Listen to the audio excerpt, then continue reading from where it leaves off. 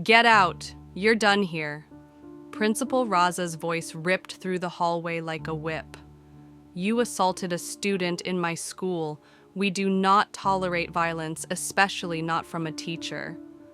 The hallway fell into a hush. Ms. Farah stood motionless, her chest rising and falling as if the air itself betrayed her. Across from her, Adil, a teenage boy, clutched his wrist, eyes glistening with mock pain. Gasps, whispers, everyone watching. Adil looked down, then up again, smirking, barely. Just like that, her 5 years of teaching vanished. No investigation, no defense. Rain hammered her apartment window that night, like a verdict. Farah sat alone, staring at her empty lesson plans, her chalk still in her drawer. Her phone buzzed, messages from colleagues. I'm so sorry. Wish I could say more. But not a word from Principal Raza. She once believed in his leadership. He'd said he believed in fairness. Until today. 2 months earlier, Farah noticed Adil mocking a quiet student, Saad. He teased his stutter, called him slow. One day, she caught him flicking a lighter near Saad's backpack.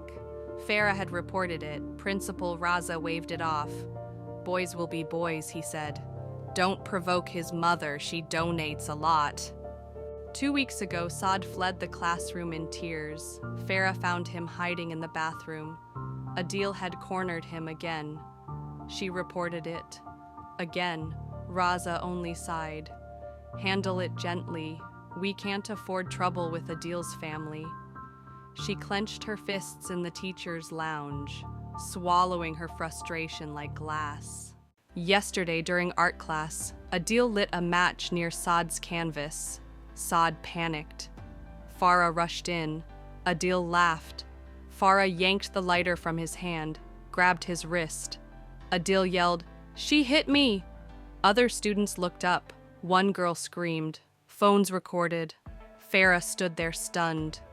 In that moment, the lie began to right itself. Principal Raza made his decision in minutes. Farah, you're suspended pending review, he said. Then he changed it to dismissed when Adil's mother called. No meeting, no hearing, just silence and a form to sign. Students watched her walk out, some confused, some amused.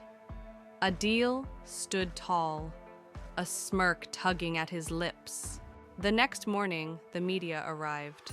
A news van outside the school gates. A female anchor held a mic to Principal Raza's face.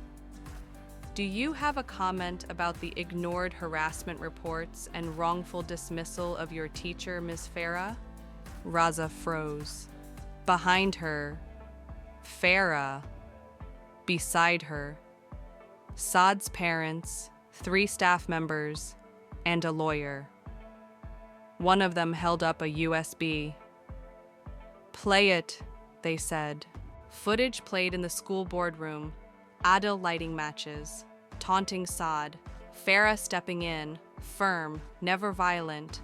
Adil yelling for effect. The smirk after. It was all there, clear, undeniable. The board members looked around, pale. Principal Raza sat in silence. Adil was suspended immediately. His mother didn't say a word. Raza issued an apology. Farah didn't gloat. She just said, if we don't protect kids from other kids, who will? Teachers clapped. Saad cried. Farah smiled, but only a little. She wasn't returning. She didn't need to. She had said what mattered and been heard. 1 week later, Farah accepted an offer from another school. Better pay, smaller classes. They asked her to lead their anti-bullying program. And this time, they listened. Sometimes justice doesn't come like thunder. Sometimes it arrives quietly, wearing dignity and truth.